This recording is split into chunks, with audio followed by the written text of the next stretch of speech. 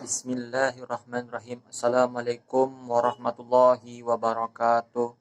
Alhamdulillahirabbil alamin wassalatu wassalamu ala asrafil anbiya'i wal mursalin wa ala alihi wa sahbihi ajmain, amma ba'du. Alhamdulillah, puji syukur kehadirat Allah Subhanahu wa taala yang mana pada kesempatan kali ini saya dapat memenuhi tugas daripada mata kuliah Filsafat Hukum Islam. Seiring dan salam tak lupa kita aturkan kepada junjungan kita Nabi besar Muhammad sallallahu alaihi wasallam. Semoga kita semua termasuk hambanya yang taat, yang berhak menerima syafaatnya kelak di yaumil akhir. Amin ya rabbal alamin.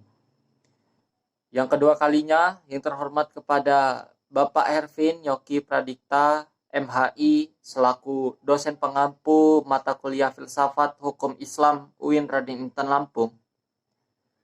Sebelum saya mempresentasikan daripada tugas yang telah diberikan oleh Bapak Ervin Yogi Pradikta, sebelumnya saya izin memperkenalkan diri. Nama saya Nolan Arbi dengan NPM 2021020214 dari Prodi Hukum Tata Negara kelas A UIN Raden Intan Lampung. Baiklah teman-teman sekalian, di sini saya ingin mempresentasikan atau memaparkan penjelasan terkait materi filsafat hukum Islam, yakni tentang ilmu hukum dan ilmu sosial. Untuk penjelasan lebih lanjut, berikut pemaparannya. Baiklah, untuk materi pertama, yakni terkait pengertian ilmu hukum. Ada beberapa pendapat mengatakan bahwa karena filsafat hukum merupakan bagian khusus dari filsafat pada umumnya, maka berarti filsafat hukum hanya mempelajari hukum secara khusus, sehingga hal-hal non-hukum menjadi tidak relevan dalam pengkajian filsafat hukum itu sendiri. Sebagai filsafat hukum tunduk pada sifat-sifat, cara-cara, dan tujuan-tujuan dari filsafat pada umumnya. Di samping itu, hukum sebagai objek dari filsafat hukum akan mempengaruhi filsafat hukum. Dengan demikian, secara timbal balik antara filsafat hukum dan filsafat saling berhubungan. Maka secara sederhana dapat dikatakan bahwa filsafat hukum adalah cabang filsafat, yaitu filsafat tingkah laku atau etika, yang mempelajari hakikat hukum. Dengan perkataan lain, filsafat hukum adalah ilmu yang mempelajari hukum secara filosofis. Jadi dapat dikatakan juga bahwa objek filsafat hukum adalah hukum, dan objek tersebut dikaji secara mendalam sampai kepada inti atau dasarnya, yaitu disebut juga dengan hakikat.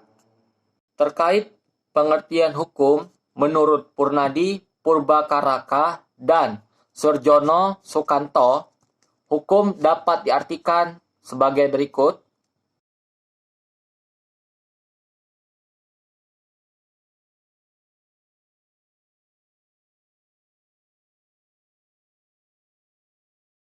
Baiklah, untuk materi yang berikutnya, yakni terkait ilmu filsafat sosial.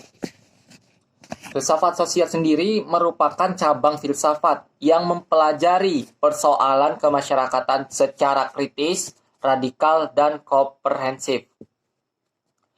Menurut Plato dan Aristoteles, susunan masyarakat mencerminkan susunan kosmos yang abadi. Manusia berkewajiban untuk menyesuaikan diri dengan susunan itu dan menaati demi keselamatannya. Jikalau tidak, ia menghancurkan dirinya sendiri. Sedangkan pada abad pertengahan, masyarakat Eropa masih memperlihatkan pada pola dasar yang sama, hanya sekedar mengoreksi terhadap pahaman Plato dan Aristoteles. Paham tentang otonomi kosmos diganti dengan paham heteronominya, yaitu kepercayaan bahwa kosmos tidak berdiri sendiri, tetapi bergantung pada kemahakuasaan Allah Subhanahu wa taala. Ketertiban kosmos adalah suatu ketertiban yang telah diciptakan. Terkait perubahan hukum dan sosial, proses terjadinya perubahan-perubahan pada masyarakat di dunia ini merupakan suatu gejala yang normal, yang mana pengaruhnya menjalar dengan cepat ke bagian-bagian lain daripada dunia ini sendiri. Antara lain, berkat adanya komunikasi modern dengan taraf teknologi yang berkembang dengan pesatnya, seperti penemuan-penemuan baru di bidang teknologi, terjadi suatu revolusi, modernisasi pendidikan, dan lain-lain. Yang mana kejadian tersebut dengan cepat dan dapat diketahui oleh masyarakat-masyarakat lain yang bertempat tinggal jauh dari pusat terjadinya peristiwa tersebut. Yang mana perubahan-perubahan dalam masyarakat dapat mengenai nilai-nilai, kaidah-kaidah, pola-pola, perilaku, organisasi, struktur lembaga-lembaga sosial, stratifikasi sosial, kekuasaan, interaksi sosial, dan lain sebagainya. Baiklah, untuk materi yang terakhir yakni menyinggung faktor yang memengaruhi terjadinya perubahan sosial, yang mana pada umumnya dapat dikatakan bahwa sebab-sebab terjadinya perubahan-perubahan sosial dapat bersumber pada masyarakat itu sendiri. Dan ada yang letaknya di luar masyarakat itu juga, yaitu yang datangnya sebagai pengaruh dari masyarakat lain atau dari alam sekelilingnya. Sebab-sebab yang bersumber dari masyarakat itu sendiri adalah bertambah atau berkurangnya penduduk, penemuan-penemuan baru, pertentangan dan terjadinya revolusi. Suatu perubahan sosial dapat juga bersumber pada sebab-sebab yang berasal dari luar masyarakat. Misalnya, sebab-sebab yang berasal dari lingkungan alam, peperangan, pengaruh kebudayaan masyarakat lain, dan sebagainya. Baik, sekian pemaparan materi yang dapat saya sampaikan. Lebih dan kurangnya saya mohon maaf. Saya akhiri. Wassalamualaikum warahmatullahi wabarakatuh.